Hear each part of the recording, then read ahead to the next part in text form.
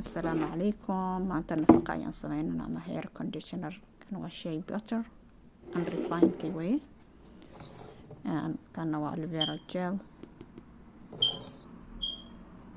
coconut oil, almond oil,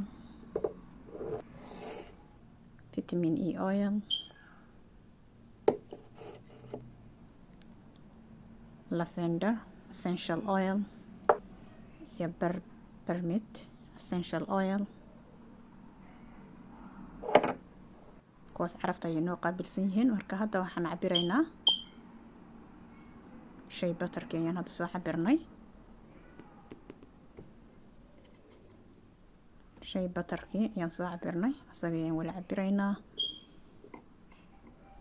waxaan ku daraynaa coconut oilkii, labadooda intaan isku darno ayaan biyo kulul dhex dhigaynaa si aan u maltigrayno.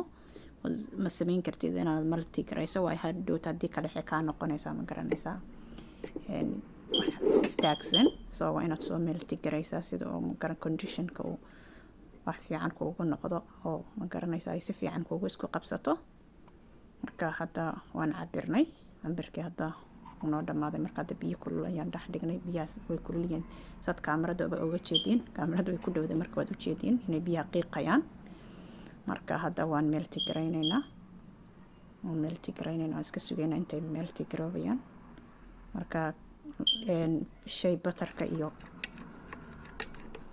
coconutka waa inaad maltigrayso. waa kan hadda way soo maltigroobeen, saad u jeedaanba si fiican ayay soo maltigroobeen.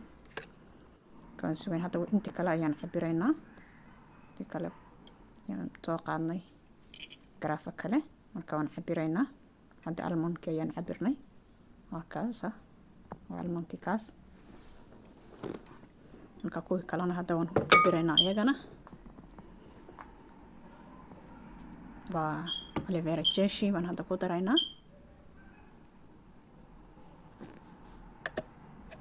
aloe vera gel. hadana waxaan soo qaadaynaa vitamin E oilkii. aad ayay alaabtan maasha Allah waa nafaqa, timaha jilac ay kaaga dhigaysaa, qatar ay kaaga dhigaysaa. marka waa wixii adigoo gurigaada jooga ayaad samaysan kartaa, ma garanaysaa.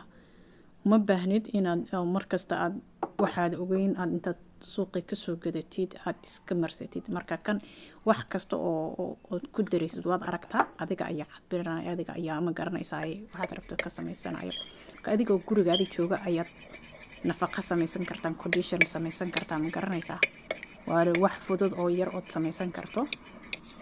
marka waxaa loo baahan yahay aan baradna sidaan waxyaalahan loo sameeyo, conditionka loo sameeyo, xataa shampooga sida loo sameeyo ayaad baran kartaa. one day inbaad samaysan, waxaad bilo dhigaysa mala. hadda inta kale ayaan kusoo daray, ma garanaysaa, butterkii iyo coconutkii oo xagga kasoo saaray biyo kulula ayaan ku daray. markaad isku walaaqaysaa.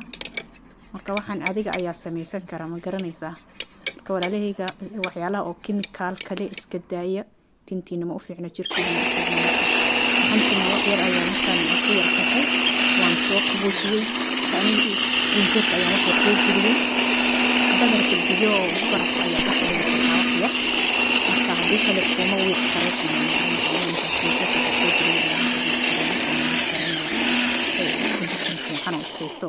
oo smooth u noqoto. kaasaasay kusoo baxday maasha Allah. kaale iska arag, qatar bay kusoo baxday, ma jeedin? maasha Allah. fiiri, adigu gurigaada jooga dad saa u samaysata bal ka waran. waa kaas. marka laba beri wax yar waxaad dhigaysaa hal maalin. marka 48 hours ama 24 hours to 48 hours markay kasoo wareegto ayaad marsan kartaa, ma garanaysaa. oo marka isla same day ma marsan